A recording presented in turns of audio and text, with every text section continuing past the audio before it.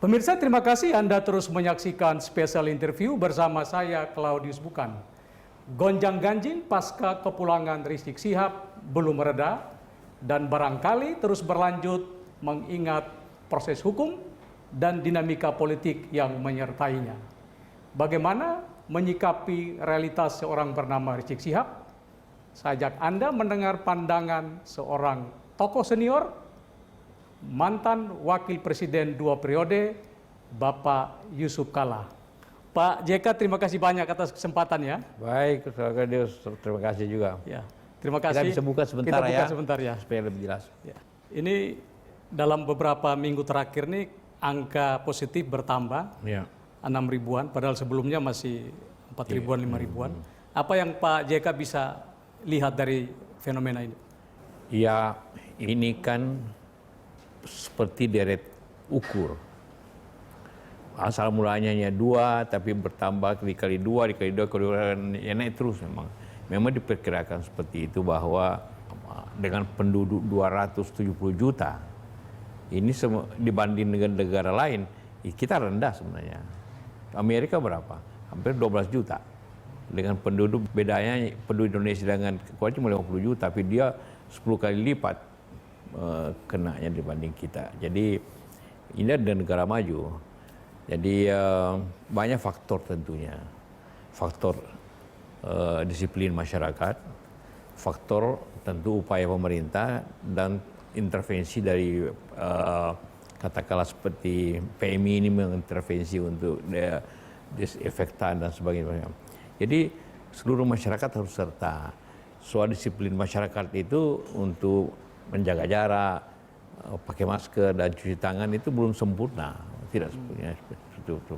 Tapi sekali lagi bukan hanya kita, lebih-lebih negara Eropa dan Amerika jauh lebih, negara maju justru jauh lebih banyak yang kena karena ketidakdisiplinan masyarakatnya. Ini di masyarakat ada pandangan bahwa masyarakat diminta disiplin, tapi faktanya elit sendiri juga kurang disiplin lewat mungkin kebijakan-kebijakannya. Ya, memang kan seperti yang selalu dibicarakan tiap malam di manapun. 3M itu adalah masyarakat, 3T itu tugas pemerintah yang melakukan itu. Jadi kalau terjadi kebocoran ke tugas masyarakat, masyarakat tidak disiplin. Tapi masyarakat disiplin juga baru bisa kalau ada penerapan sanksi. Penerapan aturan dengan sanksinya. Upaya tes harus lebih banyak, dibutuhkan tracing, telusuri. Jadi dibutuhkan upaya aparat kesehatan yang banyak ya, di sini. Memang semua harus bertanggung jawab. Kondisi seperti ini tidak ada satupun yang tidak harus punya upaya. Semua harus punya upaya. Masyarakat biasa seperti ini disiplin dirilah. Pemerintah atau khususnya tenaga kesehatan harus melaksanakan tugasnya sebaik-baiknya. Kita juga lembaga-lembaga masyarakat seperti PMI dan lain-lainnya harus membantu melaksanakan itu. Jadi memang banyak yang sudah sejak awal saya juga sejak awal menulis bahwa ini puncak ini tahun depan. Jadi 2020 akhir 2020 merupakan puncaknya. Sebelum diketemukannya vaksin. Vaksin itu bukan obat, tapi bagaimana pencegahannya, bagaimana imunitas badan kita ini. Karena selama tidak ada itu, dia akan naik terus. Ini Pak JK bergerak di lembaga seperti PMI. Nah, teman-teman PMI merasa hopeless nggak melihat situasi yang terus memburuk ini? Tidak hopeless. Kita selalu berpikir kalau kita tidak membantu mungkin lebih banyak lagi. Jadi justru kita merasa punya tanggung jawab dan juga sudah berbuat maksimal seluruh Indonesia untuk mensterilisasi, memberikan masker, mengajak masyarakat seperti itu. Itu juga tanpa saya kira intervensi seperti itu dari masyarakat juga akan lebih tinggi lagi. Itu yang terjadi di Amerika. Nah, menurut pandangan Pak JK, kepemimpinan leadership ya di level pusat dan daerah ini sudah sinkron atau kesannya ada kepala daerah yang berbeda dengan pemerintah pusat? Sebelumnya memang banyak penafsiran sehingga kadang-kadang langkah-langkah itu berbeda. Koordinasi tidak terlalu jalan. Sekarang ini akhir tahun ini lumayan lah. Apalagi sudah makin banyak juga kepala daerah yang kena, berarti dia harus serius. Jadi bukan kita minta dia kena, tapi karena kalau kena itu memahami dengan betul, menghayatinya dengan betul bahwa tanpa disiplin, tanpa upaya bersama tidak. Jadi memang mudah-mudahan turunlah seperti ini. Yang seperti kita sekarang kurang lebih 550 pada Rabu ini. 550.000. Amerika sudah 12 juta.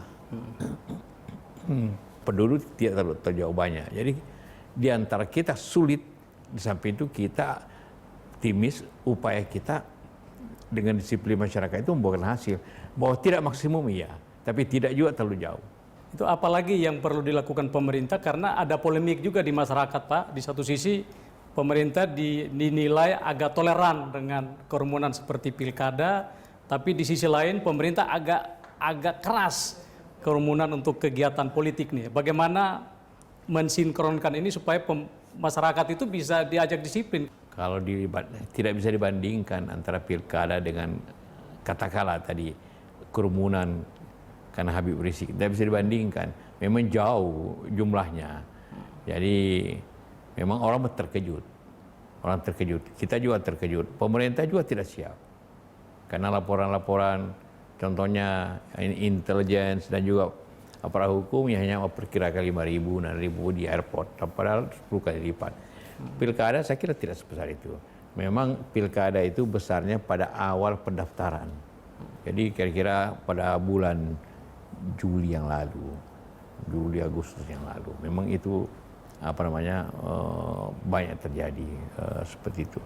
Atau libur yang panjang.